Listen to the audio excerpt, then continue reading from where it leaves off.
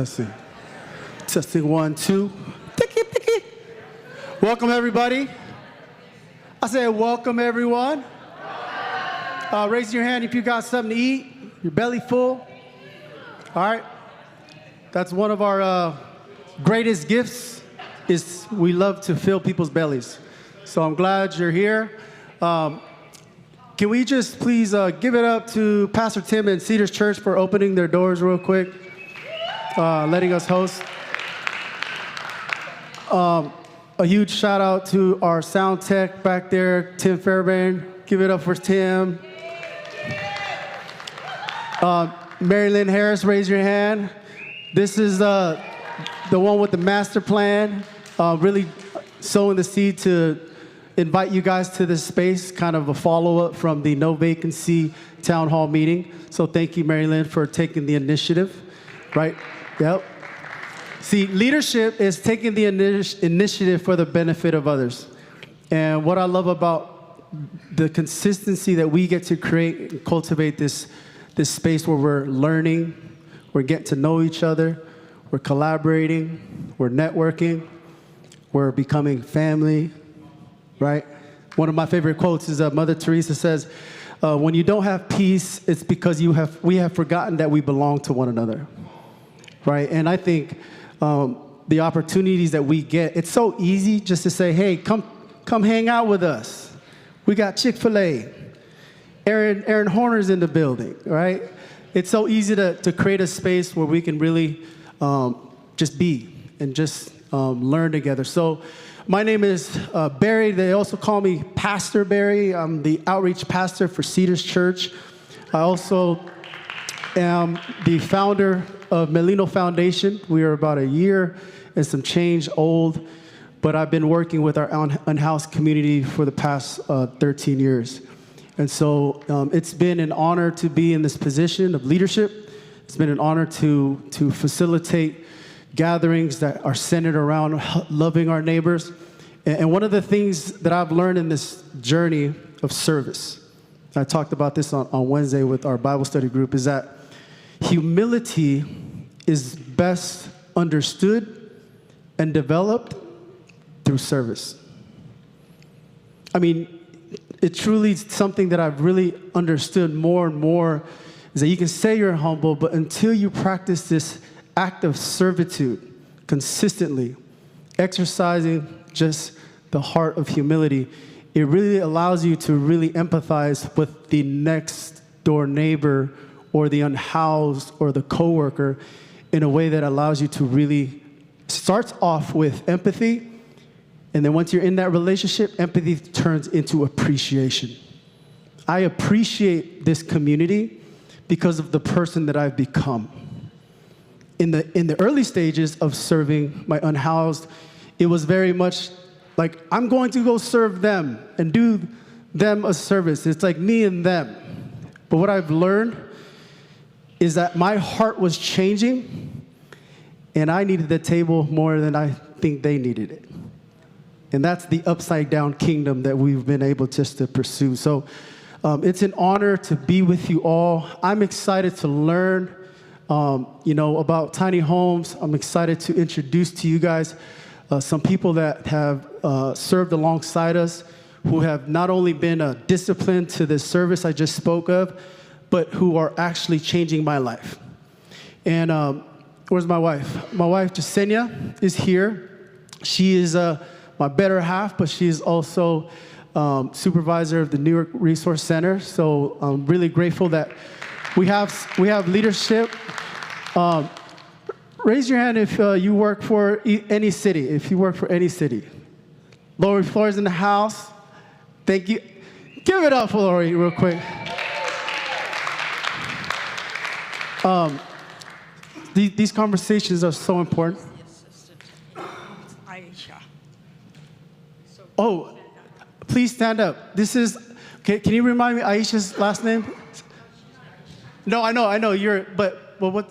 Hi, everyone. My name is Barbara Ledesma. Hi, my name is Barbara Ledesma Reinhall. I'm a district representative for State Senator Dr. Aisha Wahab. So she represents the communities of Newark and Fremont at the State Senate. Thank you. Thank you. Thank you so much for being here. I'm so grateful that we have somebody that is representing for Aisha, and that's a huge, like, everything rises and falls on leadership, right? And so leadership is something that is important. When leaders are in the room, then our voices are heard, right? And so I want you guys to hear somebody's voice that I've got to pour into the past year and a half. But before I introduce that person, I want to introduce you to Aaron Horner. Give it up for Aaron Horner.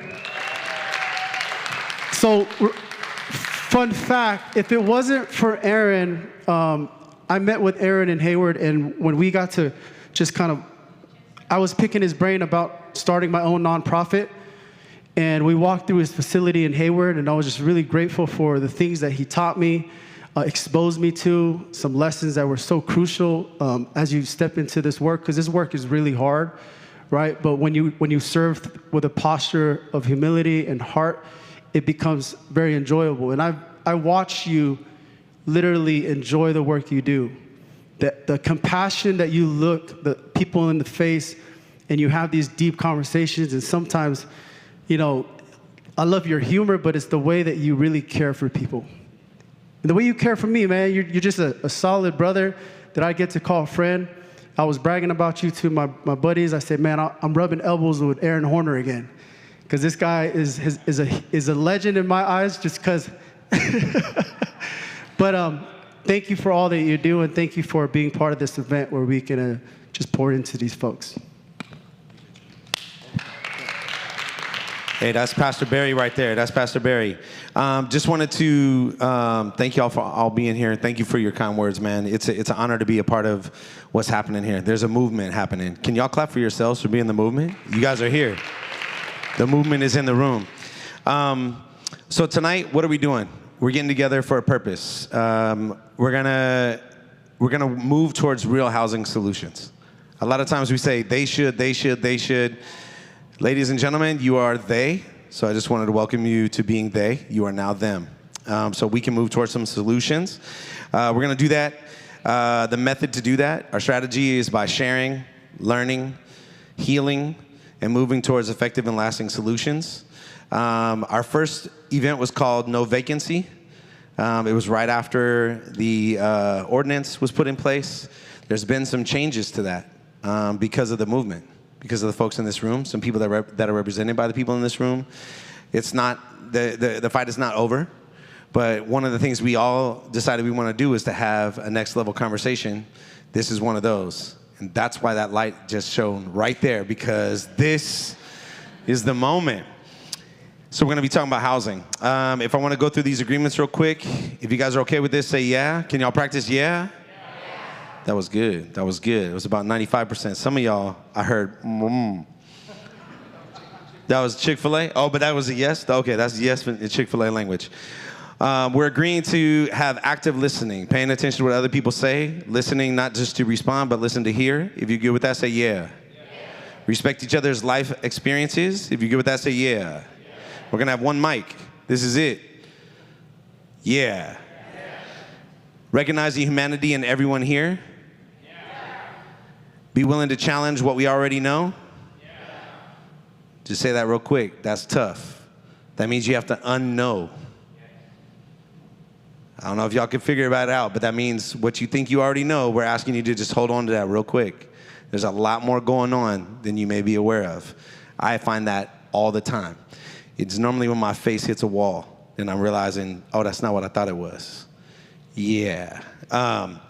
Be fully present to bear witness to each other. Be fully present to bear witness to each other.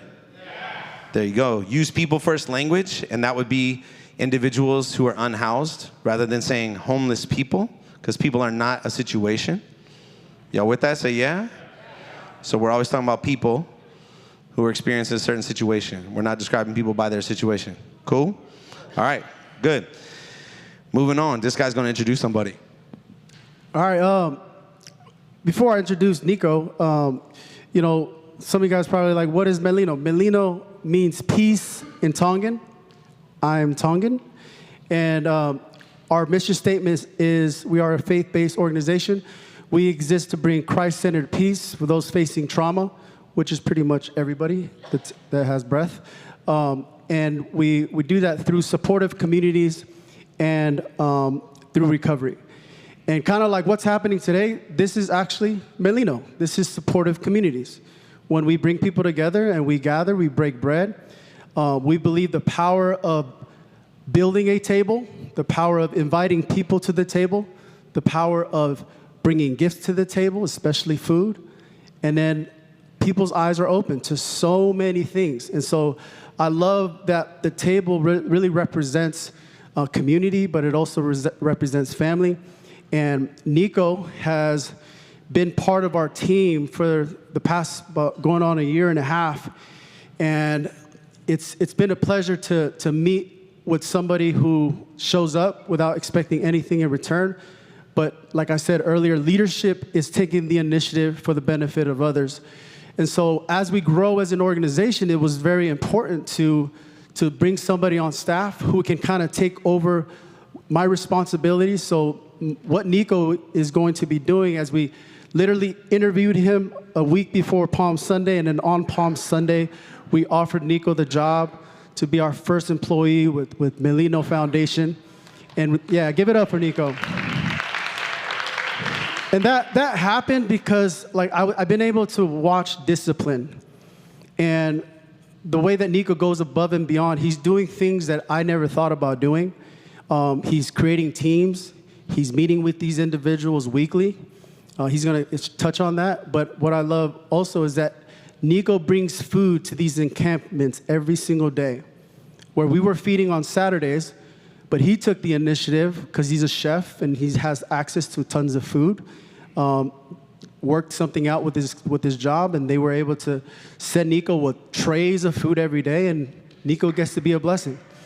And so with that, it's really cool to see how he's evolved, but it's, as we grow as an organization, to put him in a position where he can really take over my role and I can focus on some of the back end stuff. It's just been an honor to work with you, Nico, and please welcome my brother Nico to Gamla.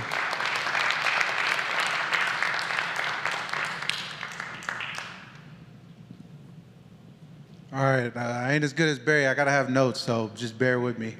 Good evening, everybody. For those of you who don't know me, my name is Nico Twingamala. I'd like to first start off by giving God all the praise and all the glory and giving all the credit to our Lord Jesus Christ. It is because of him that I'm here today, willing and able to provide and to serve those who are in need. That the opportunity that I have been blessed with is not of my doing, but of his. I'd like to thank everyone for coming out tonight. On a Friday night, you guys could have been anywhere else, but you guys chose to be here. I thank you, Brother Aaron Horner, Tom Fleming, and Mary Lynn Horace for hosting us today and creating this town hall meeting that I'm truly be blessed and be a part of. I am here today not only to represent Melino Foundation, but Cedars Church and the unhoused community. I am truly blessed to have landed in the city of Newark and in the arms of Melino. I am proud and truly grateful to be a part of Melino and their growth by becoming their first part-time employee. Melino represents peace, love, and compassion for the lost. For I too was lost, but now I'm found. Melino has played a tremendous role in building my faith and introducing me to the like-minded people of this community. And it has started from my profession of faith and the interaction with the executive director of Melino, who is not only my mentor, my teacher, my friend, my brother, but now he's my boss, Pastor Barry Taimani. And now I'm a legit employee now, so he can actually fire me if he really wanted to. It's the only way he can get rid of me. I couldn't have asked to be led by a better leader than my brother Barry. His divine leadership has shaped me not only to become a better leader, but a father, a friend, a son, and an obedient child of God. As seeing his leadership, I am now put into these leadership roles where I am now to take what I have learned and put them into practice. From leading within Rooted in the Cedars Church and now leading Barry's Table Outreach Ministry every Saturday, I'm not only positioned to lead with these gatherings, but to fellowship with one another and to be one with the unhoused community. Where a leader has been born, another one is in the works and growing. As Barry coached me and shaped me into the leader that I am today, I'm now doing the same for a brother within the unhoused community that I serve with every Saturday. If you had attended the last town hall meeting, he spoke there as well and gave a brief story of where he comes from and what we do on Saturdays. So with great pleasure, I am able to welcome up and introduce you to that brother of mine who is now one of the leaders of Ardenwood of the unhoused community. So may you all please show some love and give a hand for my brother Clint Baker.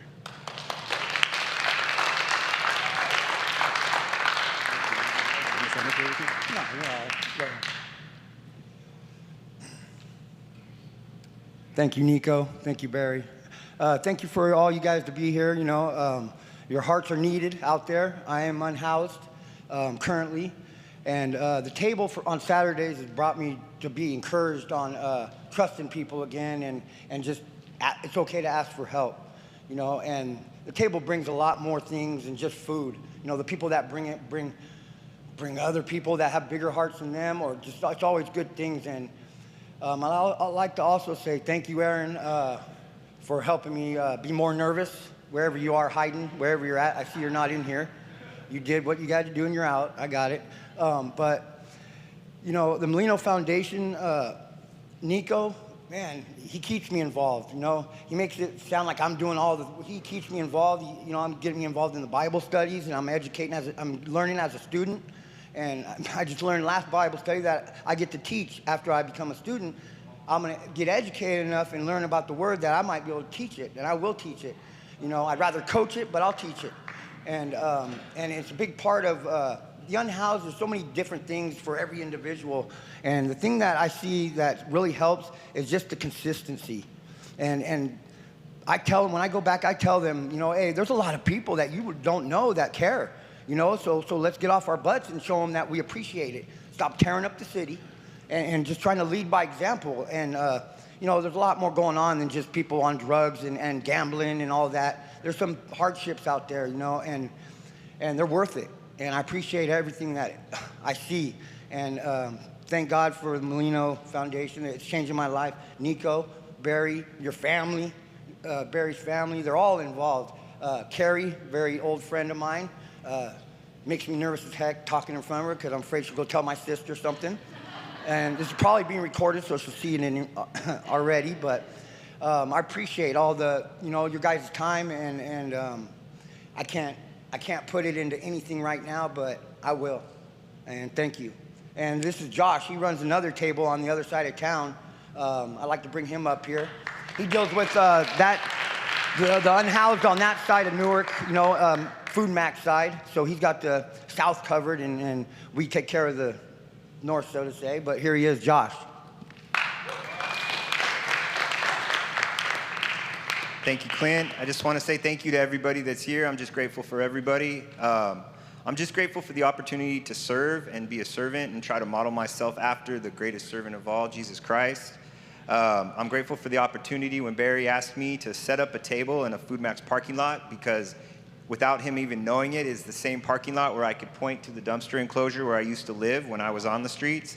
And I can point this way to where a very good friend of mine died, right there on the curb. So I get to go every Saturday, which is my favorite time of the whole week, is Saturday mornings. And I get to set up tables and share meals and scripture and prayer and just friendship with whoever God brings through the parking lot to the table. And we're all equals there. And I can't say how much gratitude that I have just to be a servant. This literally means servant in Hebrew, and I keep it on my watch just to remind myself that no matter what, that we're all just out to serve each other, and it's just a great opportunity. Thank you.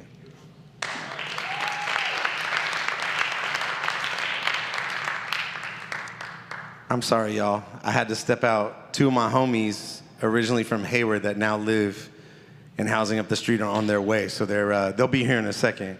Don't everybody turn around and look when they get here, but I'm going to point at them. Okay. But I do want to give respect to the folks who had a slide, and that's my fault because I got called out there, so Thank you, Nico, for getting up there. Thank you, Clint, for sharing. Can we thank Clint for his share? And then our brother Josh, thank you for all you're doing, man. Thank you. So my name's Aaron Horner. Yeah! That's when you say, hi, Aaron. Thank you. All right, ain't nobody ever here been in a circle with steps that are 12 of them? Okay, I'm the only one. All right. So I work with AMH Services. Some of you guys might have known me as being an employee at First Pres Hayward. I was a director there for a long time. I'm still a pastor there, so I'm still a pastor at South Hayward Parish. And now I'm a consultant, and I get to help a lot of different organizations. So I'm really excited to be able to support Melino Foundation. Thank y'all for letting me be here. Thanks for the hoodie. Isn't this a cool hoodie? You guys want one of these hoodies. They all want a hoodie, Barry. Working with a lot of different folks doing different housing solutions, and just being able to do that, trying to help people to start up, help people to scale up, and people to shape up their organization. So anybody looking to do those, that's what I do. What is homelessness? I'm just going to go through this briefly. If this is your first time, did anybody that did not attend the No Vacancy, do you mind just raising your hand real quick? Okay, all right. Well, I'm going to go through it then, if that's okay. If you guys were here before, get out your pens and papers. Okay. What is homelessness? This is information that comes from a bunch of different sources. There's a book called Homelessness is a Housing Problem that was just released. It is an evidence-based book. They've done a lot of different studies to prove that homelessness is actually a housing problem. But what we find is that homelessness is actually a result of vulnerable populations, people that have needs, colliding with broken systems that don't have the margin for those folks. Does that make sense? Because, like, for example, there's one myth. I'll just touch on the myth real quick. A lot of people tell me, hey, all these people that are coming here that are on the streets are from somewhere else. Hey, Clint, where are you from? Newark in California? Not Newark, New Jersey? Okay. Josh, where are you from? Fremont, California. Okay. Nico, where are you from? Oh, Union City, okay. So I'm from Hayward, and that's where I've dealt with most of my stuff, okay? 86% of the folks that we served at First Pres Hayward, we served 1,147 people in the year 2024. 86% of those people were from within 3 miles of the location that they were in the shelter. So that myth is just a myth. It is not true. There's the largest study ever done by UCSF Benioff for people that are unhoused. They did a study across the entire state, interviewed thousands of people. 79% of everybody that they interviewed is from the county. They were recently housed in the county where they were unhoused. So those are facts, right? So it doesn't make sense that people are just coming here from somewhere else. Because if I was to be in real big trouble, I would not go to New Orleans. That doesn't make sense. All my people, all my resources, everything I know, my accent is South Hayward, right? That doesn't match in New Orleans. I'm not going to fit. Does that make sense? Yeah. Cool. All right. Homelessness is a housing problem. This is a book. I would highly suggest you dig into it. If you are any kind of nerd like me and you would like to know statistics, you like to know what actually causes things. There's a thing called causation, and there's a thing called correlation. So just because two things happen at the same time doesn't mean that one caused the other. Y'all with me on that? Yeah. This book talks about true causation. What is the actual cause of homelessness? It digs into a lot of things. I'm going to give you just a couple examples here. Any further information, I would love to give that to you. But there's this model that's called housing readiness. So there's this model that we've been doing for a long time. And we say, okay, we got a person who's homeless. And then we need them to get their medical, get their behavioral, and get their mental challenges all together. And then we'll get them into transitional housing. And then when they're there, we're going to get them income, or they need to get income, excuse me. They need to get a landlord relationship, and then they will earn permanent housing. And it is proven factually that this does not work. And you guys can see the fail points in this graph at the top, right? At the bottom, what actually does work is permanent housing first, providing permanent housing with the support services that individuals need, and then that leads to life stability. Cool? That's a model called housing first. There's a lot of people that use that term, but they're not actually providing all of these checkpoints. And that book goes into it to say housing first light, does not actually work. To say I'm gonna put you in a house and then leave you and not gonna make sure that you have all the support you need, it doesn't work. So it's vulnerable populations running into a system that's not working. Is this correct? Are we on the right path here? Okay, we got expert opinion says, All right. Housing first works. Ending homelessness is cheaper than managing it. A large study was just released in this year, actually. It was called The Cost to Do Nothing. And the cost to do nothing in Santa Clara County. Anybody ever heard of Santa Clara County? It's really far away, right? There's my dudes. What's up, fellas? That's my boys right there. Hey, can we clap for them? Yes. We got some more experts in the room. That's my boy Frank Martinez, and that's my boy Randy. Thank y'all for being here. The cost to do nothing study came out, and it said the cost to serve somebody that is on the streets, to give them the responses, emergency response, to hand out food, to hand out the things that people need, costs roughly $62,000 per person per year in Santa Clara County. It's a rough number, but they did a lot of work to come up with that rough number. The cost to take people and give them all of the supports that they need on this bottom piece, put them in a house, give them all of the supports they need. Did y'all catch that? All the supports they need? $42,000 a year per person. It's cheaper to just help people to get what they need, and then we don't have no more trouble. All right? Everybody with me on that so far? Yeah. It's proven fact. I'm not making it up. Agency leads to buy-in. Agency is a person's ability to make choices. A person's ability to make choices allows people to have buy-in. Is anybody forced to be here tonight? So y'all chose to be here tonight. Yes, sir. There is one young man in the back that said he was forced to be here tonight, and knowing that his mother is in the room, I've met his mother. I knew she was gonna be here. That's also the reason I'm here. I'm not playing with her either.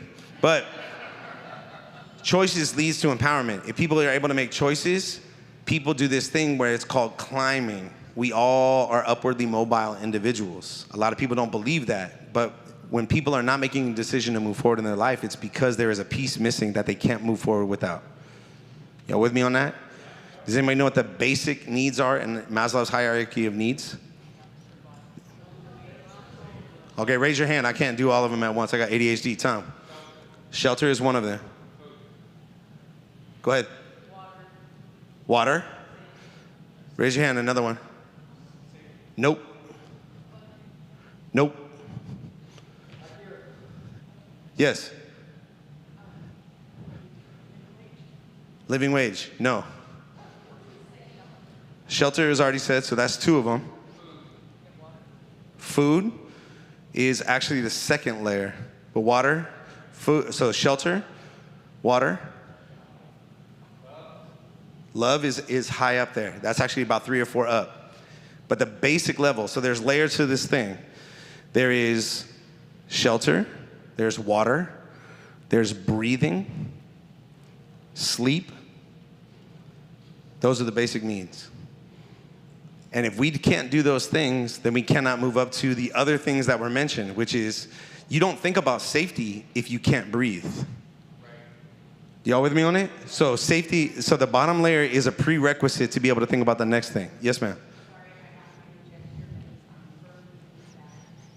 There's 3 basic needs, and those have never changed. They're the same 3. Food, clothing, shelter, which you are in agreement with what you're saying. Mm-hmm.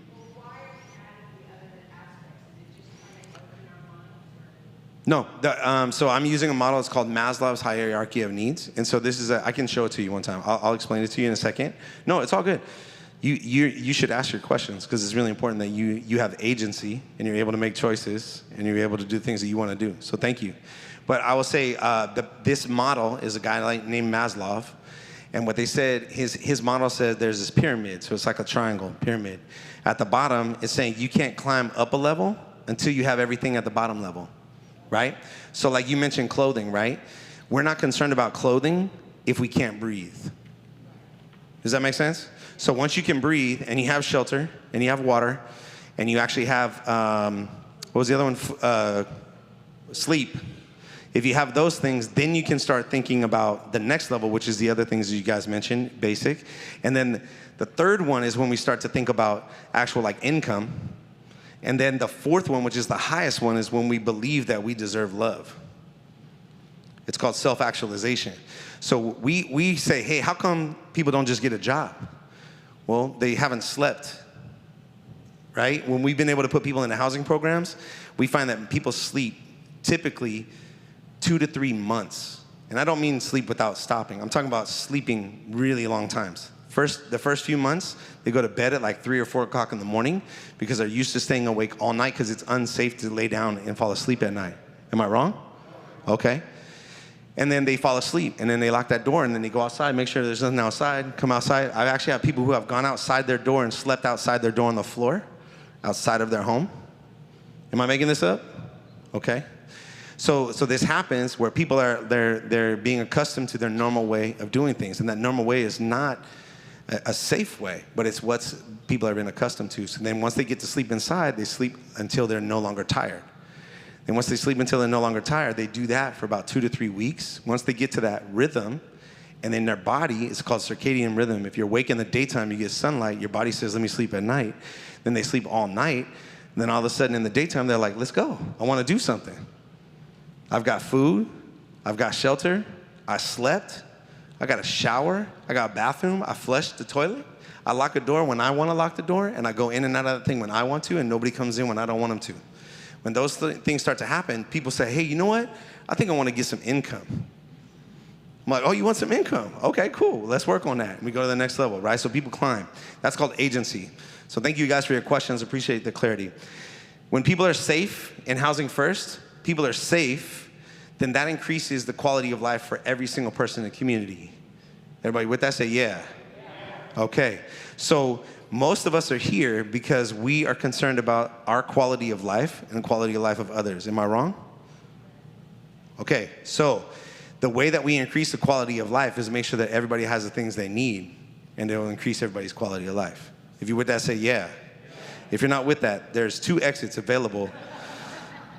Support services are effective, and they're building upon stabilization. If we tell somebody, hey, I got a job set up for you tomorrow, this happened. This actually happened in the shelter. We were in Castro Valley. Anybody know where Castro Valley is? There's this Trader Joe's in Castro Valley. You guys know where that's at? Okay. Our shelter is behind that. The shelter I used to work at. So that shelter, we had 50 folks there. There's one guy, he got a job. Does anybody know where Clowder is in Hayward? Okay. This gentleman got a job on Clowder, 5.3 miles each way. Every day, he would walk that. He didn't have money for a bus. Nobody knew. He told me he needed boots. That's what he told me. And he would use these steel-toe boots and walk 5.3 miles each way. He was so tired, he would get back, and we would have to wake everybody up at 5 a.m. to start doing the things we were doing. He'd get back at 4 a.m. after getting off at midnight. He'd sleep for 1 hour, and then he's a little bit irritable at 5 a.m. when we're like, everybody got to get up. You guys with me on it? Wasn't working out very well. So then his boss was like, hey, why don't you work some overtime? I'll give you a ride home. So he started getting this overtime, get all this money together, and then he was getting these rides back and forth. Then he got a bus pass. Once he got a bus pass, and he's zooming back and forth. He's not having to deal with the sleep situation. He gets off at midnight. He's back with us by 12:45. He sleeps about 5 hours, maybe 6. And then he gets up and goes and does what he's done. So you see how it's like stabilizing. We got to have the things together, and then we can move forward. Everybody with that, say yeah. Cool. So why, if we have housing first is out there, some people are doing that. We're not all doing it, I'll tell you that. How come we still have homelessness? If you look at the black line there, this is starting in 1976 over there to roughly like the 2010s. On the other side, the black mark is the existing housing, and then the red mark, the red line is the new construction. You guys notice how the red line dropped off. If you've been paying attention to anything going on with our economy, does some of those dates look familiar? When things fell off? So there were some systemic issues that came around in certain times, and a lot of stuff dropped off, right? So there wasn't any new housing, but there were new people every year, right? So there's new people, there's no new housing, the existing housing is not sufficient. You see how that number just goes down over time, right? Okay? Then there's this ratio. You guys can look this study up. The affordable and available rental homes per 100 extremely low income renter households. Does anybody notice where the darker states are, where they're located? They're bordered by what? All of them. What is it? Water. Why does that matter? This is crazy. This actually came up in the study. If you have water, you can't build out anymore. Think about that. There's people in this room that make housing decisions, right? So what do people need to do? They need to build up. But I don't want people to have skyscrapers in my neighborhood. They should go build east. What's east of here? Anybody know? Mountains. Oh, shoot. We got water and then we got mountains. And if you look at all of these places, most of them have that. Except for that one in the bottom middle, and that's got a whole nother situation we ain't gonna talk about. All right, moving on. So we've got a bunch of different issues going on. So what is homelessness? It's folks who are vulnerable, people that have challenges, right? Meeting a system that does not have margin to support that. How many, do you guys, well here, let me give you one more myth, and then we'll move on. We're gonna bring up my brother, Tom. One of the things I hear all the time is, hey, everybody on the streets is using drugs. Has anybody ever heard that one before? Okay. I'm gonna tell you right now, it's factually untrue. It is not happening. Everybody is not using drugs. Roughly 40% of people that are on the streets in the most recent studies declare, hey, I have used either drugs or alcohol because I'm dealing with some tough stuff. 40%. Does that sound more or less than what you thought? Probably way less, okay? So I'll just give you some numbers real quick. Our last count in Alameda County was like 9,000 something people on the street. Let's just say it's 15,000 because I think that number is a little deflated.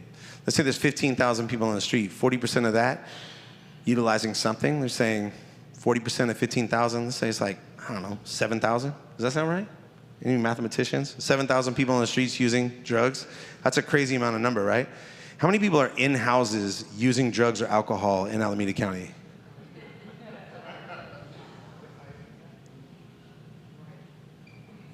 Anybody know? Huh? Lots. How many people use alcohol on a regular basis inside their home as just a daily practice? Most. More than 40%? Okay. How many folks are utilizing drugs? So you guys see what I'm saying? And there's hundreds of thousands of people in the city of Hayward. What's the population of Fremont? 257,000. There's over 200,000 in Hayward, so we're at 500,000 right there. Yeah? Okay. We're at 400,000? Look, she's like, we're bigger. Okay, I get it. Okay, all right. Shoot. Gosh, my bad. We got Cherryland. That's right. We got unincorporated Hayward. Anyways, we claim it.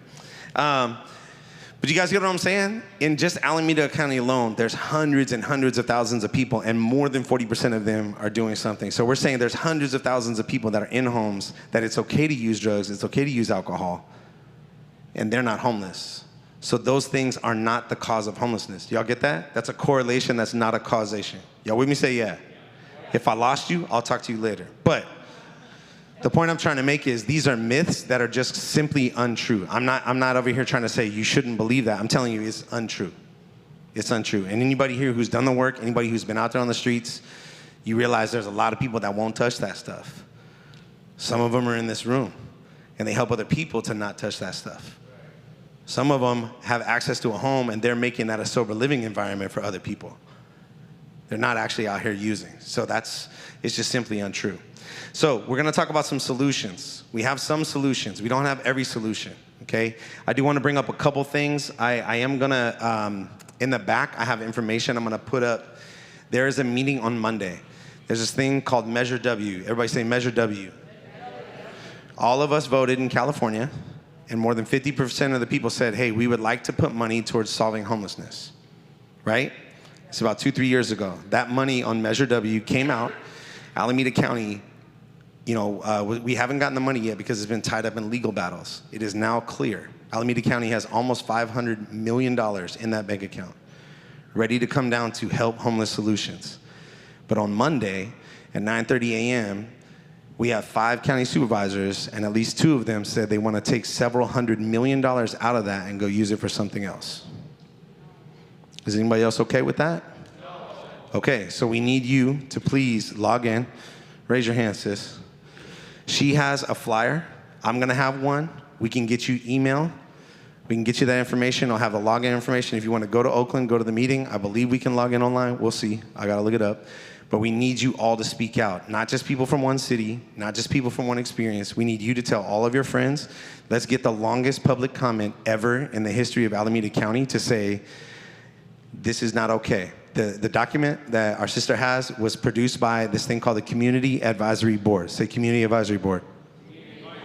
For Alameda County, this group is individuals who are currently or formerly unhoused. They all got together. They looked at Measure W and they came up with a list of principles. They all voted on it. They all agreed. They came up with this document and they handed it to us and said, we believe that this is how Measure W should be utilized. We're going to listen to them and we're going to share their voice. Yes? Okay, and the principles are, number 1, the money should go from the Measure W to help people who are unhoused. Everybody agree with that? Say yeah. Number 2, every element of the way that we utilize this funding needs to go to support people and involve people with lived experience of homelessness. Y'all with that? Say yeah. So not just, okay, I'll give you an example real quick and then I'm done. There's a friend of mine, she was formerly unhoused in Castro Valley years ago, for many years, dealt with a lot of issues. She got herself housed. She was in the First Press shelter many years ago, before I was there. She got herself housed. She started working for this organization called Tiburcio Vasquez. You know them? They do outreach. They do health outreach. They trained her to be a community health worker. Because of that, she started her own nonprofit 501c3 organization. This year, the city of San Leandro gave her a $100,000 contract to run this shelter in San Leandro. That's right, yes. You know what she did with that money? I'm looking at funders in the room. Normally, you take that money and a good like 60, 70% goes to payroll, right? She took $60,000 from that $100,000 and paid people who are currently unhoused to work in the shelter. Sit on that real quick. Y'all catch that? Yes. She did that. She hired folks who are currently or formerly unhoused that would be utilizing the shelter to work in the shelter, work overnight. She managed it, had no staff problems, 0 staff problems, put $60,000 from a $100,000 grant that's supposed to help unhoused people into the hands of people that are unhoused, and they're now improving their lives, right? They're climbing up Maslow's hierarchy of needs. Every night, what did they have? They had food, they had something warm, they had sleep, they had a bathroom, right? They had access to all of these things. So that's the most efficient contract I've ever seen. I've been a part of many, many millions of dollars of contracts. That's the most efficient I've ever seen. The most amount of money went to people in need because we gave money to people in need. And guess what they do with it? Pay other people to clean up a street. Take a home and make that available to other people who are unhoused, right? Pick each other up and drive each other to a housing meeting. That's what happens when you give people that need a resource. Okay. With that, we're going to have, does anybody need a break real quick? Stand up. You can stand up. That's okay. Stand up. Tom, stand up. That's Tom Fleming, y'all. He's the CEO of Lifeline Housing. He's going to come up here. Come on. He needed to stretch his legs. I've been talking too much. This is our buddy Tom. He's going to share with y'all a little bit of an idea. Thank you. You got your presentation right here, right? Yeah. Okay. We're going to switch? All right. Okay. Click your thing. All right, cool. There you go. Come on. That's Tom. Yeah.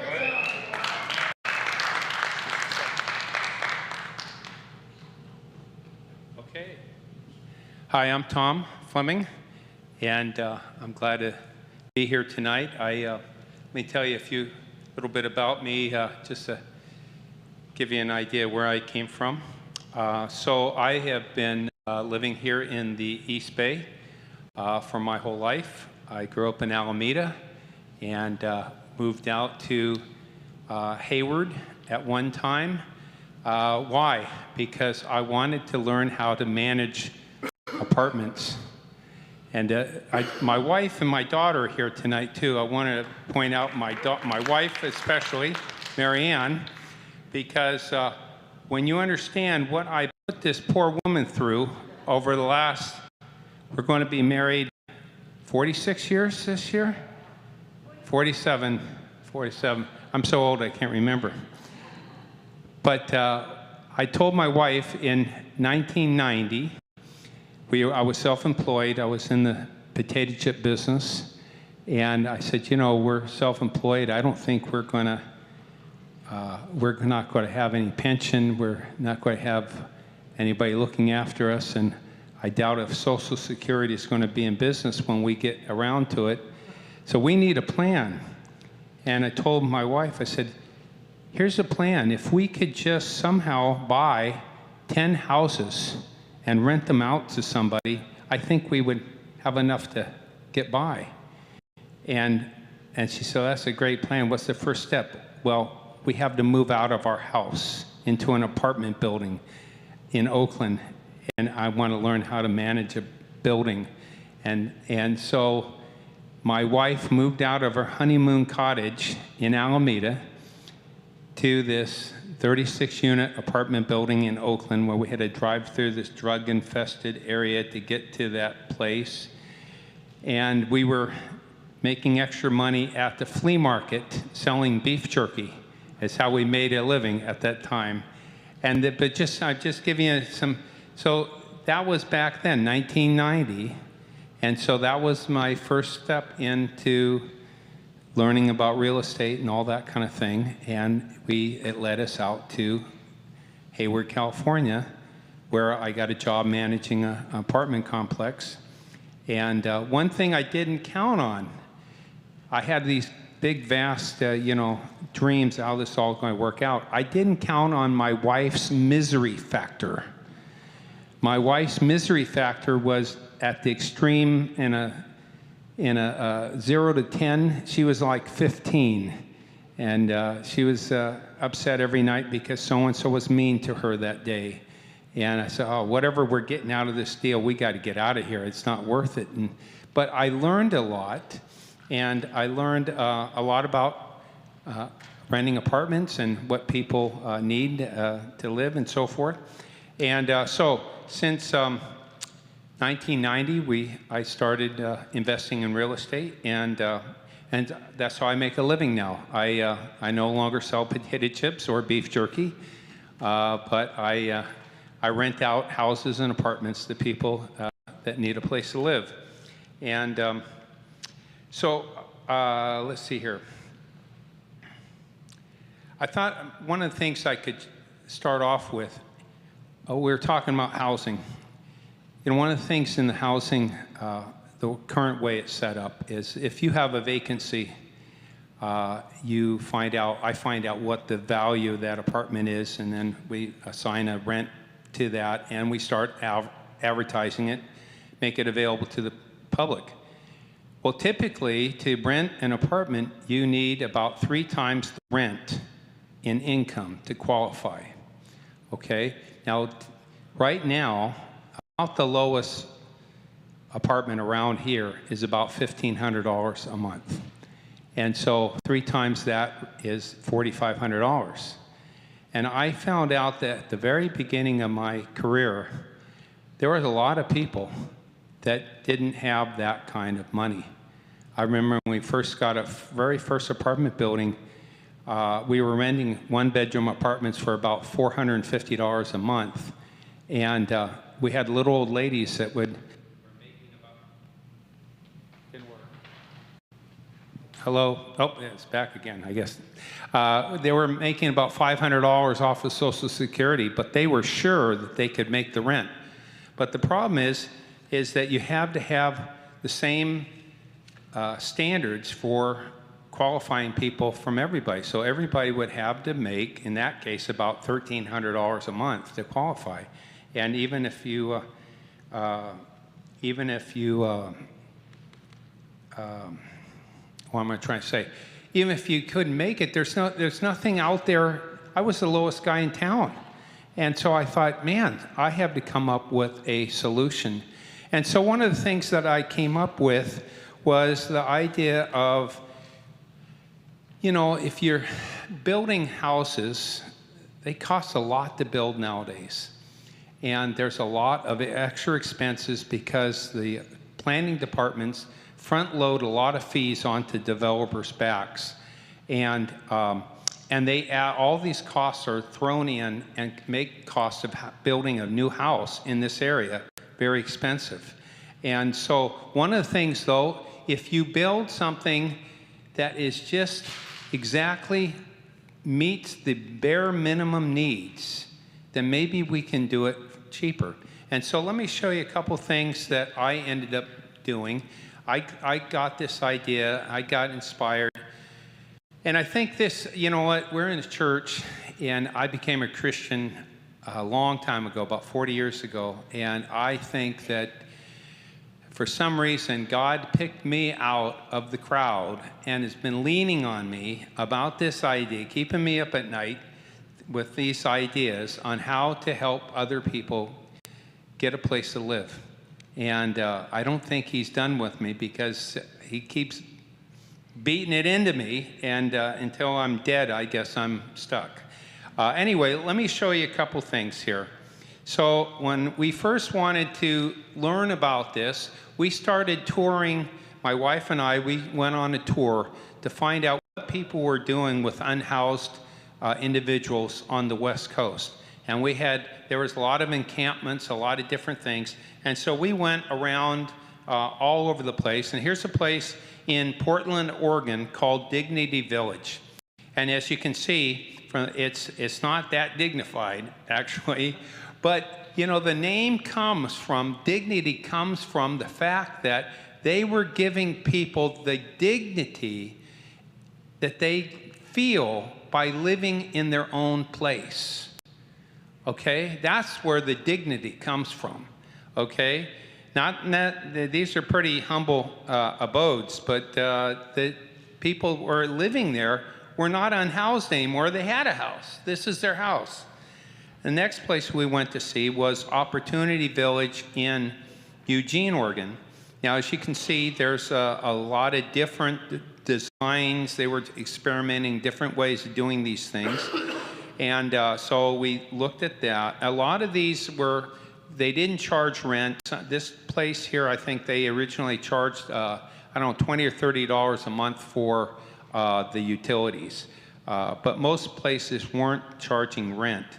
Then we went to Olympia, Washington. Now you can see these were actually freshly built homes. These are, you know, I don't know if they were prefab, but they are all the same exact model. They had built about 30 of these in a cluster around a meadow, and it was very nice. They had a large meeting hall, mess hall. I had a large community kitchen there and a community lounge. And so what they found out also was that besides the need for housing, people had a need for community, for getting together, for fellowship, and so forth. And so they were meeting a lot of different needs here in Olympia. Then here in Seattle, there was a group called Nicholsville. Now, these are actually tough sheds. You can buy these at Home Depot. And when someone would open the door of one of these and you'd look inside, it was like looking in a shed where a lawnmower should be, okay? There was no sheetrock. There was nothing. There was not, you know, I don't know how they even managed to get these okayed, because, you know, when I looked at it, I said, God, there's not even any windows. Who the hell wants to live in a shed with no windows? You can't even see what's going on outside. But who wants to live here? Somebody is living in a tent, or someone is living in a cardboard box. Okay, this is a step up for a lot of people. And as you can see, there's at least a dozen or 12, maybe 20 units altogether, and they have a community. Now they have neighbors. They also have toilets and showers, okay? And you can see here on the right-hand side, they have a large tent where they had a community kitchen, which is kind of like, you know, emergency. It almost feels like this should be in Bangladesh or Somalia here, where we're flying in food. But this is in Seattle, Washington. which kind of a miss. I don't know. It doesn't seem quite right. In Seattle, Washington, in the first world country of America, this is how we're handling it. So that brings me up to after we got a chance to go around, I decided I wanted to start to do something about this. And so I thought, well, let me come up with a design for a tiny house. And we brought one out here tonight that you guys can take a look at it after the talking is over. And the first one is the one on the left side here. It says the original. And this is the very first tiny house that I was inspired to build. And you know, part of the reason people don't do this, it takes a lot of logistics just to get to a point where you can do something like this. You know, I didn't have a place to build a tiny house. I ended up moving into a new place that I bought as an investment in Hayward, and it had a half an acre lot that was flat. And I thought, what am I going to do with this lot? What about that tiny house thing I keep bugging everybody about? And so I thought, this might be a great time to experiment. I got this big lot for nothing when it came with the house. I was living in Castro Valley at the time. Why don't I move over to Hayward here and we'll start building tiny houses? And so that's what we did. We started this. And so this is what the inside looks like. As you can see, the first one picture on the left, there's a couch that folds out to be a queen-size bed. There's a microwave. There's a mini refrigerator. There's a stove. Then going to the middle picture, you can see there's a full kitchen. And I don't know if you can see, there's the TV set and there's a heater. And then it has a full bathroom also with a toilet and shower and basin. And let me go back. Anyway, so that's the first prototype. This even has a full down deck. Now, when I was thinking about this, I was trying to think of what would I want if I were going to live here in this tiny house. What would I want? Well, I'd sure want some windows to be able to look out and see what was going on outside. And I might want a deck to hang out and chill after working all day, and a locking door, and maybe some blinds I can pull down the windows when I don't want people to look in when I'm doing whatever I'm doing. And so I think that, you know, that is all part of it. What would you want to have? What was the standard? And it's whatever you feel you would be comfortable with. Okay, so then I thought, okay, this costs about $20,000 to put together, including the trailer, which isn't that much money for a livable unit in the Bay Area, okay? Right now in San Jose, they're building supportive housing units that are in 100-unit buildings. They're studios, 200 square feet, $700,000 a copy. All right, at $700,000 a copy, there isn't enough money on the planet to put all the unhoused people in those types of units. I don't know if we're going to even have the room, but at $20,000 a copy, it's a different story. Yeah, but what about, can we do it for less? Something different. So here's the next one, is this second prototype, which is, well, I'm sorry, let me go back. The one in the middle. This is when it says second prototype. This is actually about half the size. This is designed for a vacant lot, that you can put it out on a vacant lot. All it needs is an electrical hookup. It doesn't have any running water, plumbing, but it has a locking door, it has windows, and it has a bed that folds out. It has storage underneath. It has a fold-out kitchen table. It has a TV set. It has a heater. It has a kitchenette. It has a refrigerator or microwave. But you see, it has a water dispenser because it has no need for running water. So you can put this on a vacant lot. Now, this thing costs about $15,000 to put together. If we are going to make one similar to these to put on a regular basis, I think we can build them from less than that. and have them on site for about $5 a day. Now, at $5 a day, if we were going to rent these out, we could rent them out at $10 and make a profit. Or at least we'd, cover our expenses. Now, at $10 a day, it's $300 a month. Can anybody afford a $300 a month rent payment? I think a lot of people could. And especially if you covered the sleeping and the eating and the breathing and all those things, and you got up to the working part, like we were talking before, then I think $300 is doable for a lot of people. And so that's this unit right here. Now the last one, because I continue to keep saying, well, what if can we do it easier? The last prototype was built with what they call SIP panels, which stands for structural insulated panels. And it's built out of steel and foam in the walls. But this so-called prefab shortcut was such a pain in the neck to build that we got it this far and we sold it. We said, get it out of here. We sold it to a trailer park and they finished it. And because I don't have enough time to do everything as it is, let alone go down the wrong path. So that leads me up to where we are. I got a chance to meet Aaron before when we were working with that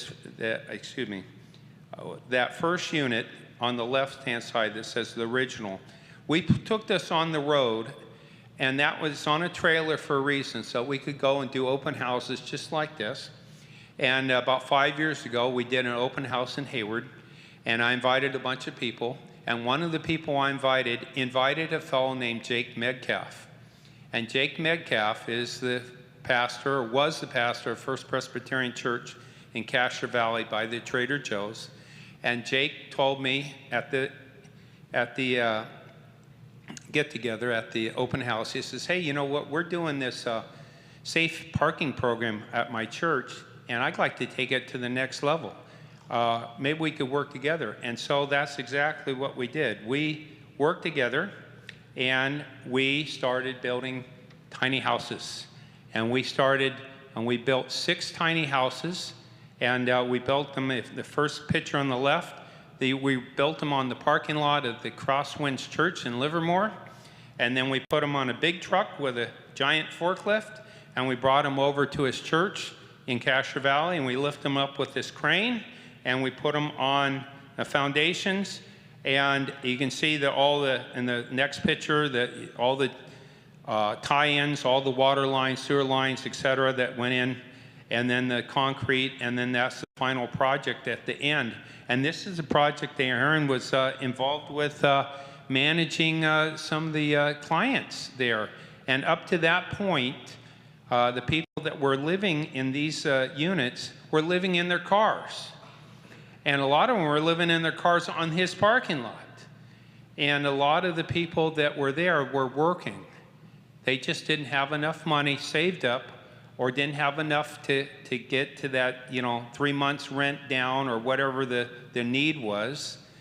And I remember the lady that ended up moving into the first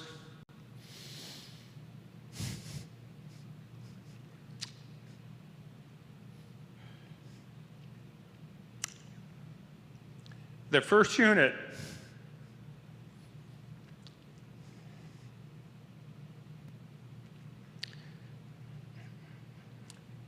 She was so joyful.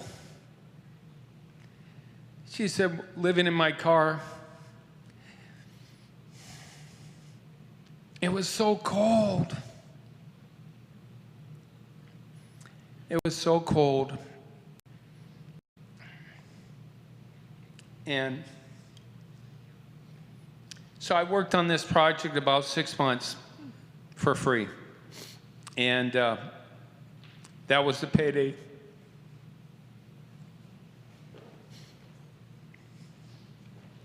That was the payday for me. So, there are thousands of people just like that lady out there in their cars right now. on someone's couch, someone's garage, under a bridge, and they all need just a little help. And at $5 a day, can we afford not to help them? So anyway, I just want to thank you for letting me come tonight, and that's about all I have to share. Thanks a lot.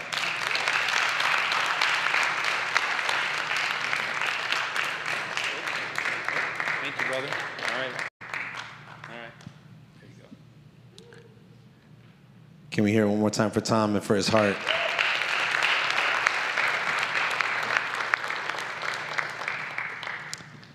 That was fully authentic. That's who Tom is. It's who he's been. He's a joy to have in our community.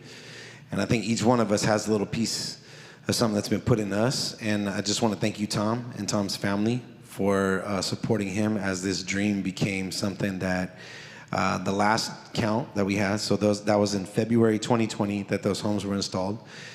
The last count is that 35 individuals have gone through those 6 tiny homes and made it into more permanent housing. 100% success rate. And the specifics of that is people would pay $200 a month in a program fee. There wasn't rent, it wasn't lease, but it was $200 a month, and then it was $400 a month, and then $600, then $800. And all we used was $100 a month to be able to handle all of the details, all of the fixing that fence. That fence, I don't know what it is about that fence. That fence was not made to be forever. He knows what I'm talking about. Like, he saw that fence, you go over there, and it was like this. Frank knows. But fixing that fence and just making sure that, all of the water's running and everything. And then all the rest of that money went to a savings account, and all those individuals used their money to be able to move into permanent housing and work with some of these other programs. There's a thing called rapid rehousing to be able to get into that. So 35 individuals have come through that and be able to move into more permanent housing. Many of them are now in permanent housing for the rest of their lives. Super excited about that. I'm gonna share y'all a couple of resources real quick, just rip through this, and then we've got ourselves a little bit of an activity for you from our sister who did all the work in putting us all together. Wanted to show you, there's this thing, depending on what city you live in. This got very small for some reason. Hold on. It was much bigger when I was looking at it a second ago. Hold on. Okay, can y'all see that? Yeah. A little bit. If you go to this website, fremont.gov, you can go in there and search, and there's this thing called the housing element. Everybody say housing element. Fremont and Newark both have the same range. It's 2023 to 2031. You can go to the website, fremont.gov, type in housing element, and you can see the city of Fremont's plan. Okay, people are like, what's going on? Who's doing what? Da-da-da-da-da. It's right here. This is an approved plan. The council has approved this back in 2023. A detailed analysis of Fremont's demographic, economic, housing characteristics. You can get real information. This is raw data. A lot of people say nobody's doing anything, and there's people who spent a lot of time, effort, money, energy to put this together, and it has a whole plan.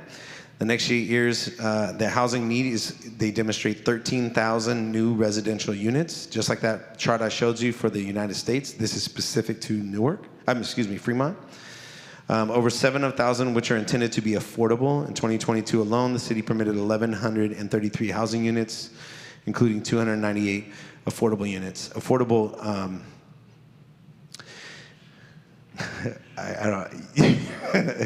I'm getting nods from people who know, but they are more affordable than the market rate. There's a general plan annual progress report. General plan is how things are zoned. You can go in there and look at that. Historic home design standards, winter code update to city ordinances, That's all in here. If you are from Newark, make some noise. All right, you are gonna go to housing.newarkca.gov, and then there's a thing called a housing element. Say housing element. Same thing, you can go here. Guess what years it's for? 2023 to 2031. Can y'all see that? It's in front of me and I can't see it. I'm sorry, I'll make it bigger. Okay. You can download an executive summary, probably be a 2 to 3 page summary of the data. You can also watch a video on the overview. You can look at the HCD. HCD is the federal body that regulates housing. It's called the Housing and Community Development. Excuse me, that's county. HUD is the federal. HCD is state. There you go, state, and then it goes to county. We got an HCD in the county that's using the state, and then HUD is the federal. Thank you. You can talk about these are the different entities that need to be receiving housing. And so there is Affirmatively Furthering Fair Housing. This is an initiative. They talk about how they're doing it. This is their outreach. This is how they have an analysis. And I will tell you, there's 2 people in this room that I know that have benefited and found housing for the rest of their lives in the city of Newark on Cedar Boulevard. That's right. Because of this specific plan and the people who put the action together. So thank you, Newark. Thank you, Fremont, for that plan and the work happening. I don't want to doggone anybody. I don't know any specific details around these things, but you can get it there, get more information. I did want to show y'all real quick, if anybody wants to go to, this is not coming up now. I just had all this up on my screen, but this is, oh, there it is. This is the Board of Supervisors agenda for Monday. Starts at 9:30 a.m. You guys can go to, you can just Google Alameda County Board of Supervisors meeting. This is the agenda. It was just posted today. They don't have to post it till a couple of days beforehand. There's a few elements on here I want to bring your attention to. You can log in right here on a webinar. You can phone in. You can make public comment. The action item that we need to have your sharing on is action item number 3. Everybody say 3. This right here, we need to talk to them. So when you go in, you can put in a speaker card. You can raise your hand online when it gets to item 3. Everybody say item 3. Tell your friends, please. And this is where we say that all of the money needs to be utilized with the principles that were determined by folks from the CAB. They're directing us on what to do. There's an attachment right here. You can click on that. There's another one that I wanted to show you that this is brand new, that they've come up with a new way to do this. This is the bed per night rate. So this is item 4. Everybody say 4.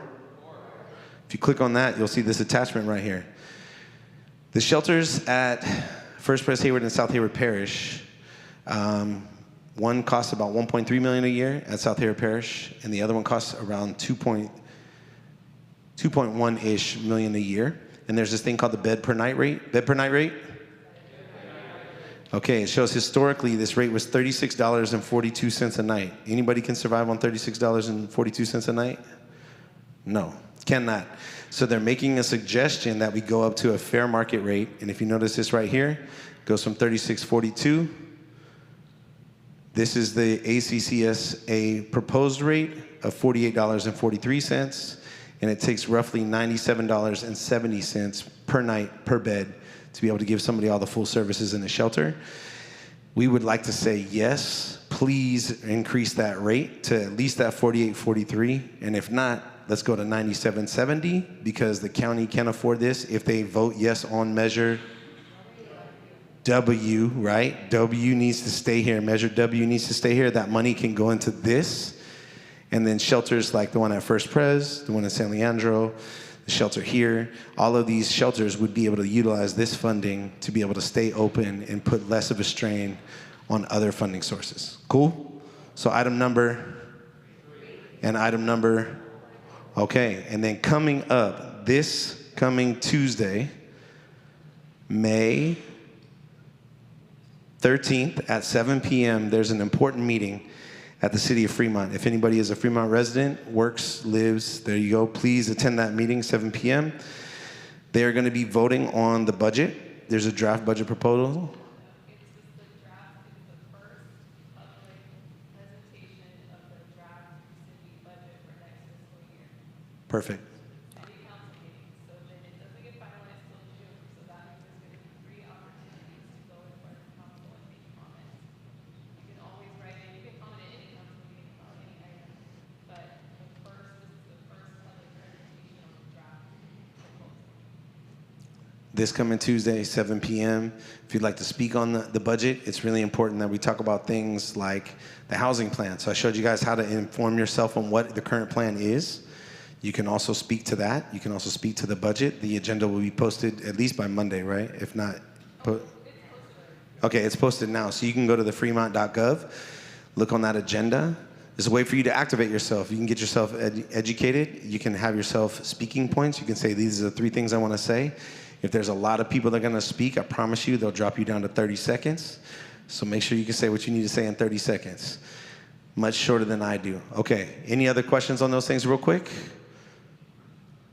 Cool, thank you guys for sharing that. I also want to point out in the room, again, we have Barbara representing your senator, Aisha Wahab, who represents Fremont, Newark, and Hayward, by the way. I just want to make sure you forgot to say that earlier, but you know, Hayward's in the building. Okay, Senator Aisha Wahab, Dr. Aisha Wahab, is extremely serious about the quality of life in our community. I've been to several presentations, and I've actually seen a lot of the bills. She's had a lot of bills passed, so much so that they said she can't pass any more bills. So she's going to keep pushing to change that bill that says she can't pass any more bills. There's constituent services on here. Barbara's one of her district representatives. What that means is that if you have something and you're in this area and you would like to bring it to the senator's attention, you would bring it to Barbara. Barbara's role is to be the liaison between us and the senator because she's doing a lot of things.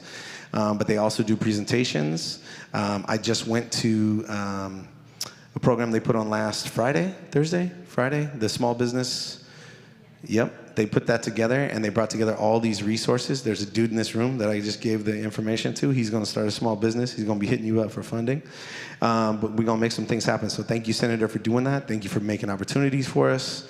If you guys would like to speak to them, you have a voice. Your voice matters. Say, my voice matters. Say it like you mean it.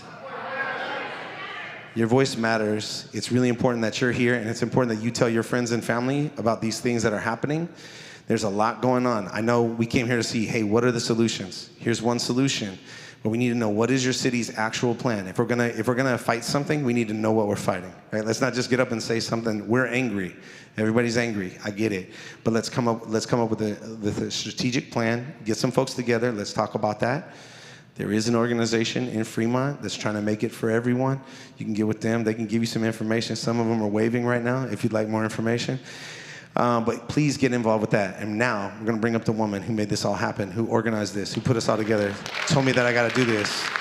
This is Mary Lynn Harris. She's going to come up here. She's going to do some cool things. I don't think she heard y'all clap. Clap for her. Mary Lynn Harris, the Chief Kindness Officer of Hard at Work, LLC. Thank you, Aaron. Thank you, everybody, for coming. I really appreciate y'all showing up. My thing was, after their last meeting, was that we were going to get together, and nothing was happening after a couple of months. So I called up Barry and Aaron and said, hey, you know, when's the next meeting? Oh, we're too busy. So I said, okay, I'll do it. So that's why we're here tonight. So one of my things is that we need to find solutions for housing. I firmly believe tiny houses is the way to go, especially for middle to lower income class people to be able to afford to pay their rent. High rises don't work. It's been a proven fact. I've talked to Aisha's team before, and they said, no, they don't work. Because most of us who are on fixed incomes, just like myself, there's just no way I make $5,000 a month to enable to pay a $1,300 apartment. And if I made that kind of money, I wouldn't be going after a $1,300 apartment. So I think we really need to take a look at what are you willing to do? And what are other solutions can we do, offer people to do? And so I've been in this space of housing and tiny houses for a long time, whether they're permanent or on wheels or whatever. There's a lot of permitting things we have to do. Newsom did approve of tiny houses on wheels or otherwise 2 years ago. It's up to the cities to make it happen. But unfortunately, we have cities like Fremont who don't want them. You know why? Because the builders don't make any money. So they don't really have our best interests in mind, they have their own. And as you know, I've been through this camping ban ordinance and everything, group of us, Fremont for Everyone. We've been involved with that since December last year. We've been fighting hard against the city about the ban, the camping ban. They don't really give a shit about us. They just want us to go away, go somewhere. But unfortunately, our families and our resources and our community is here. So what I want to do tonight is more about action. Not, we can talk all day long, but we really want to do action. So there's 2 sheets of paper up there. One's kind of fallen, but we can fix that. So the first question I'd like to ask you is, we need to ask ourselves, who cares about this issue? Who are the decision makers that help us move either tiny houses or other types of affordable housing forward? Does anybody else have any other solutions besides tiny houses? Well, I've heard of another situation where they have, it's like a bed about this big, it's on wheels, but it's only about this tall. And then it has a lid that you open at night when it's time to sleep. And then they have to be out by 8 in the morning, and then they close it. And they're using those in Los Angeles. Okay, the problem is that's not permanent housing. It's not, it's It's transitional housing. It's just like the pallet homes. They cost about 10 grand for one unit. It's only 100 by 100. It's okay shelter-wise for very short term or during the winter, but I wouldn't want to be living in it full time. I'm already in shelter. I live in my vehicle, so I'm not interested in having another shelter. I get offered shelter all the time, and I said, why? I'm already sheltered. So I'm more or less talking about permanent housing. So tiny homes or smaller homes, whatever you want to call them, are permanent structures. In other words, you have your own shower, your own toilet, you have a sink, you have a kitchen, you have a living room, that type of situation. You know, I don't know of too many people who are already unsheltered or sheltered in other forms want to keep doing that. I certainly don't. Yes? How about shared housing? You can do shared housing, but who wants to rent out a room? And your rent is going to be close to the market rate. So, I don't know. I've been that route before, but what they're offering now for market rate, you can't even cook in the kitchen. Yeah. Below market rate housing. That's, Housing plans. And then at least measured up, you can pay for it. yeah, that's a great idea. So, yes? Pardon me? And what does that look like?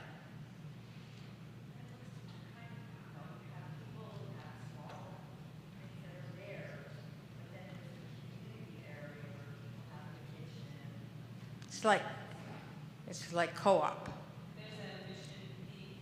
Yeah, it's a co-op. Yeah, yeah. They have their own house, and then they have a social aspect to it. Yeah. Barbara, were you raising your hand? Okay. Anybody else? Yes, Sandra. Are there options for the tiny homes that do not have a trailer and it can be placed, in permanent or semi-permanent structure? Okay. So, yeah, we could do that, but we have to take a look at the zoning and the bylaws, what the city is willing to allow and what they want to do. I've been told that it's better if they're on wheels because they're classified as an RV. So therefore, there's like a mobile home park holding a mini one. Mini mobiles, somebody told me. So, yes. I don't know if this is doable here, but I did see a documentary in Austin where there's a community of previously unhoused people living it's just a community of people that are housed and previously unhoused living in a community together. What kind of housing is it? Tiny homes. Oh, okay, tiny homes. Yeah. Yeah. That's called Community First Village. I've been there several times, did some trainings with them. It's a pretty dope, amazing opportunity. One of the things that's different there that makes it much more affordable is they don't have plumbing in all of the units. They have shared restrooms and these shared bathrooms, so communal bathrooms for showers, laundry in one space, and it's on septic. It's also outside of the city lines and county space, so it's unincorporated, so it's a little bit easier to do some of those things. And they don't have building codes outside of there, so there have been a lot of different iterations. But the Goodness Village folks, the tiny home village at Castro Valley, and Tom's folks, a lot of us went there. A lot of people from the Bay Area went to that space, and we walked the space and learned from them. So there are some methods that we've learned from them, and I could talk more about it, but they went from having all these different, they actually started with RVs, is how they originally started, just taking RVs one at a time at a park. Then they put a bunch together, and then they said, we need something with more permanent supply, so they built like permanent buildings, and then they went to now they actually have permanent buildings that are on wheels using actual building supplies with full furnishings. But yeah, so I can talk about that if you guys would like. Yeah, and all tiny homes on wheels are built to code just like houses. So it's not like a makeshift kind of house, but that's up to you. But there's a lot of things we could talk about. It's a big subject. But anyway, I just thought maybe what we could just do is talk about, my phone only works when it wants to. Okay. So really talk about who are the decision makers, who can we reach out to make the tiny homes active? You know, because obviously the big builders, developers, they don't want us or want them because they're not making money on them. So yes, Sandra. So is that dependent upon each city's planning department? Yeah, planning, zoning. Okay. Okay, so if I have all the sheets up there, so if you would mind going over there, just writing down your thoughts, your ideas, who do we want to reach out to? Who are the decision makers we could talk to? Yes, Catherine.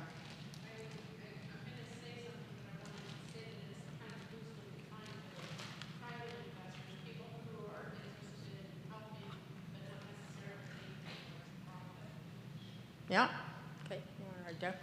You can do individual, you can be approved to have an ADU in your backyard. Yeah.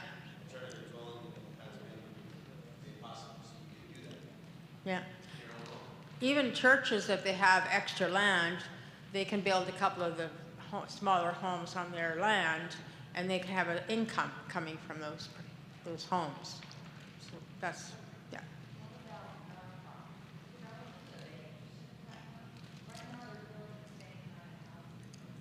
Yeah, I don't know. I can't speak for them. Firm Foundation Community Housing is a housing agency. They're a tiny home developer that was birthed out of this project that Tom came up with. And they are developing hundreds of tiny homes around the Bay Area. So if you guys are interested in actually getting that together, you can reach out to Firm Foundation Community Housing. Their office is on B Street in Hayward, and they're doing units all over the place.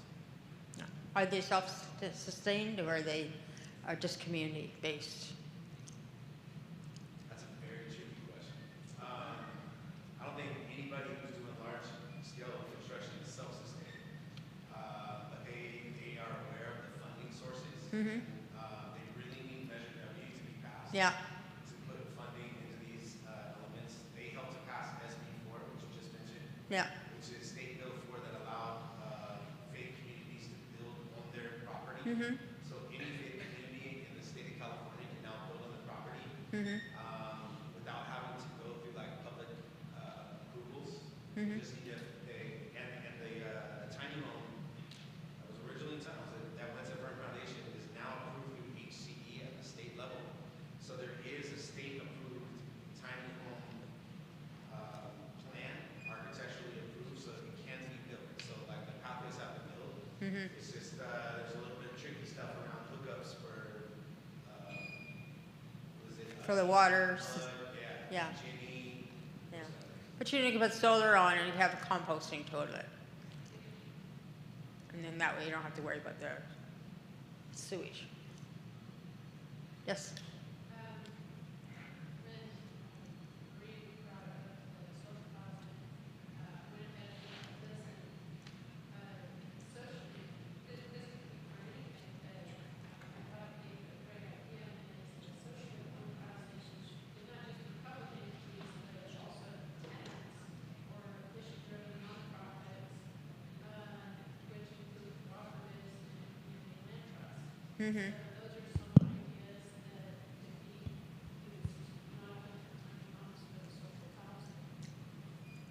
We're streaming this, so if you have you want to repeat that? That way, because there's people watching live, we capture it. So Marie had brought up social housing, and I went ahead and looked it up just to get a better idea of what that looked like. But they were talking about the ownership of social housing, and I thought that the ownership idea for social housing could apply to things like tiny homes and other types of home communities. And what they listed here were public entities, as well as tenants or mission-driven nonprofits, which includes cooperatives and community land trusts. Okay, so that's great, to do social housing with tiny homes, but social housing, you still have to do something with it. You have a building in that, but that's just a form of saying we can do social housing, but a lot of people still want to do social housing with high rises or whatever. So we have a choice of having a low rise, or we can do something totally different, which is tiny housing or prefab housing, whether on wheels or on foundations or not. But if you're into that, if that's something you want to explore, because I know Erin's very educated. I've been in this space for a while. Not that I have a tiny home, but I've done a lot of research myself. And then we have Tom as another person that we can reach out to and ask him for support or help him. So if you are interested in exploring tiny houses as another way to have it more of an inexpensive way to have a home and yet still be able to afford to pay for it. Because a lot of people just don't have the money to spend $4,000 or $5,000 a month or $2,500 a month for rent in a high rise. So you guys have to decide, if you aren't living in a home now, what would you like to live in? And if you're interested in exploring that, let's talk about that now. If you're not interested, well, we could just end the conversation. Unless you have some other ideas that you'd like to talk about. Yes, Catherine? I was thinking it's different for everybody. Everybody has a different idea on what they would like to see. Yeah. Some people would like to have closer communities, so social housing would benefit them. Other people would like to own their own homes, like the tiny home you're talking about. Yeah. So I think it's completely individual.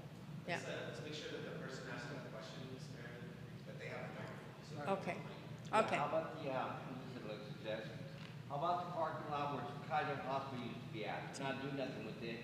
And it does got plumbing there, it's got water, but it's just closed. So it's a big parking lot for a lot of tiny houses that they put in. Which parking lot, Frank? Where Kaiser used to be at. They closed Kaiser down. The parking lot's still there, and it's got plumbing for water. They're not doing nothing with it, so maybe we should ask about somehow we can get some tiny homes in there and get people off the streets. Yeah. Oh, okay. Okay. We got one over here. Yeah, can we use the Measure W funds and ask for that to be used by our supervisors on Monday? Is the question like, can we use that for housing? Is that what you're asking? Yeah, for the tiny homes. For tiny homes, yeah. So I would actually encourage you to look, if you can look on that element that I brought up on the county supervisors. They actually have done a lot of studies, and they put together a game plan on the types of ways that they'll use it. Tiny homes, it's not super prescriptive right now, so you could definitely do that on Monday. You can use that as your public comment to say, I think we should consider those items.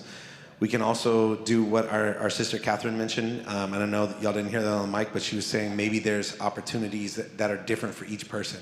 Maybe some people do want to move into shared housing. Maybe some people do want to be able to live in an apartment, and maybe that is affordable if there's appropriate vouchers or there's appropriate subsidies, right? We can also do, one of the things I would say is when we're saying low income housing, we want to stick in the realm of extremely low income housing. ELI. Everybody say ELI. All right, so there's percentages, right? So 100% of average median income in Fremont is a lot of money per year. Most folks who are unhoused are not anywhere near 80% or 70%. Most folks who are unhoused currently, the majority of folks are below 30% of AMI, meaning making less than 30% a year. Do you know what AMI is? It's like 127,000 a year or something like that? No? Yeah. Yeah. Yeah, it's high. Yeah, it's like 150,000. So like a year. So like it would be somebody making less than 30,000 a year, less than 40,000 a year would be less than 30% AMI.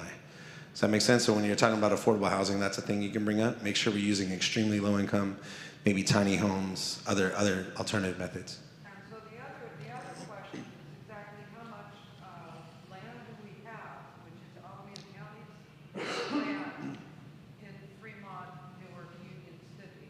So the question is, how much land is owned by Alameda County within Fremont, Newark, and Union City that we could allocate for housing options? Yeah. There's actually a study that's gone through the entire county. They've done a feasibility study on that, and they have that available. So you can actually look at that on the county's website, and it shows all of these pockets of housing. So that's a great question, and that information is available. So you could look that up, and you could say, hey, I know this property specifically. I'm a resident in this city, and I want to ask that this goes towards that. And there's a thing, somebody mentioned, Ms. Catherine mentioned land trust. There is an Eden area land trust that has been established, just a few years old. And they are actually using that exact same study that you just brought up to advocate for some pieces of land that were specifically designated for 238 freeway? 238, thank you. He's telling me they were going to expand the 238 and do this whole thing down Mission, and they abandoned that opportunity, but they took all of that from, what's it called, eminent domain. So there's several plots of land in Hayward, unincorporated, Ashland, unincorporated, Cherryland, and incorporated Hayward that are currently like state-owned. So there's state-owned and there's county-owned, and they're owned and they're not doing anything with it. So there's groups that are doing this. So if you'd like to get with any land trust in the area, is there a land trust here? Does anybody know? I'm not familiar. I know there's Oakland Land Trust and there is Eden Area Land Trust, and they would love to have your support and have you tell people to give them money and land, and they will put houses on it. Is there a hand here? Yes. Please comment.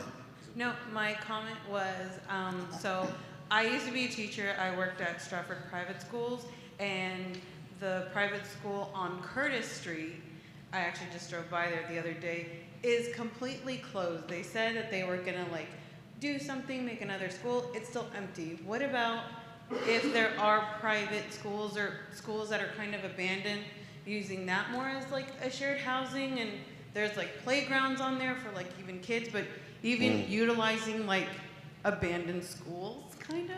Great idea. And, Somebody like, writing that down? doing That's a something good like one. What city is that?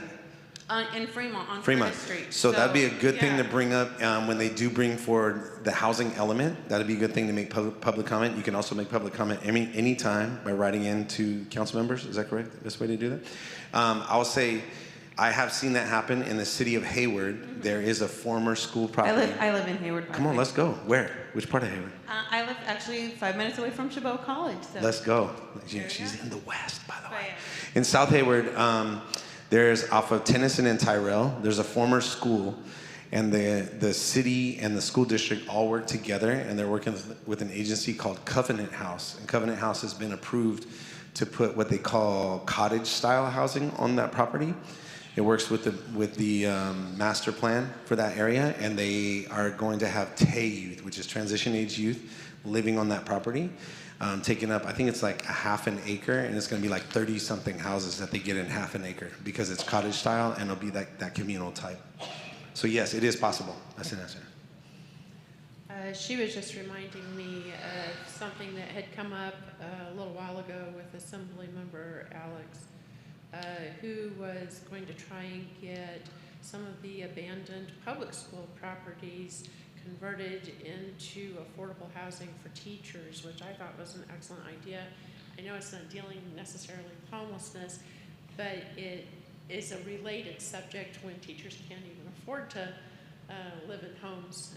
So I thought it might be something that we might look into and support in addition to all that we're talking about now. Yeah, thank you. So 2 things about that I would want to bring up. So go to your city and you've got to talk about your master plan. So most schools, like we went through this whole thing with the planning department for the city of Hayward, and every school was zoned differently. And they had a special approval to put a school on that property and didn't change the master plan for it. So when it's no longer a school, it loses this special thing, but it has to go back to what it was.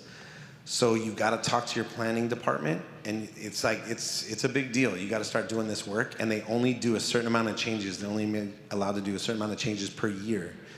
So if you're going to do that, let's get all of those school properties, let's get all of these former school properties, let's get all of this and have a big plan to say there's 8 properties.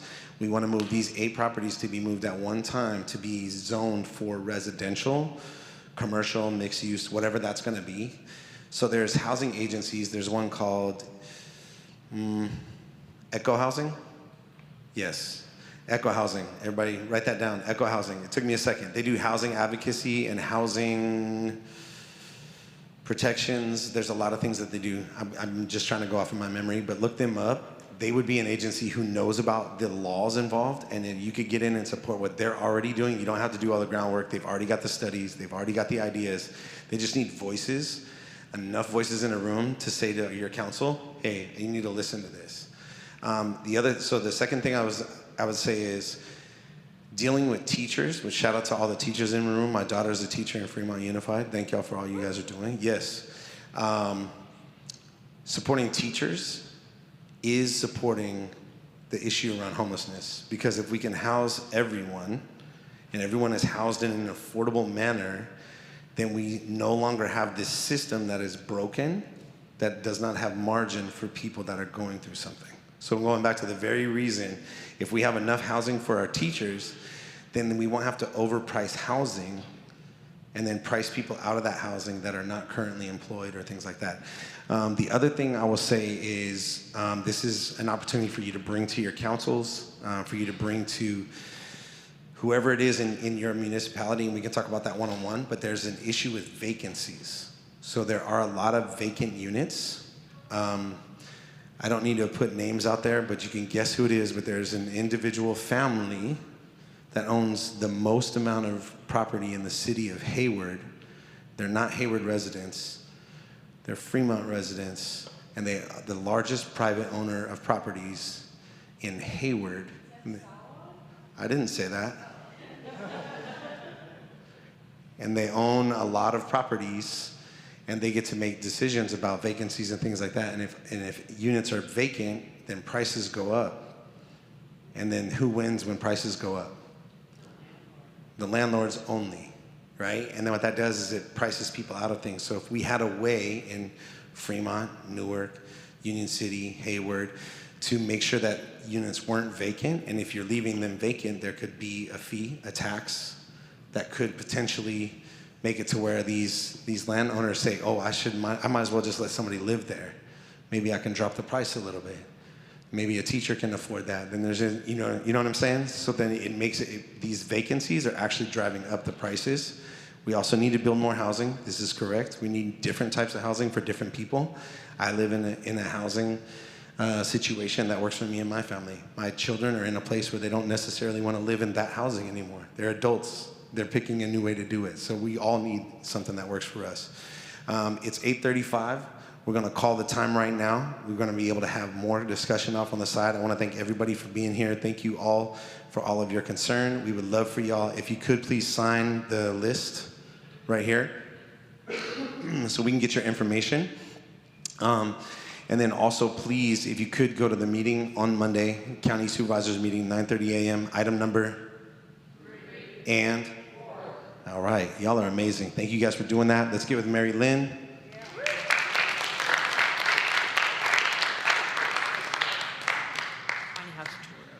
Oh, there is a tiny house in the parking lot. So he's not just talking about it. The man built it, and then he drove it here. So y'all could go check out Tom's tiny home.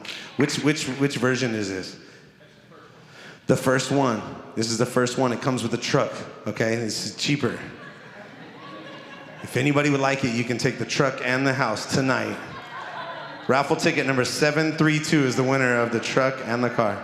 Okay, thank y'all for coming. Appreciate you guys. Thank you, Cedars. Thank you, Pastor Barry. Thank you, Melino Foundation.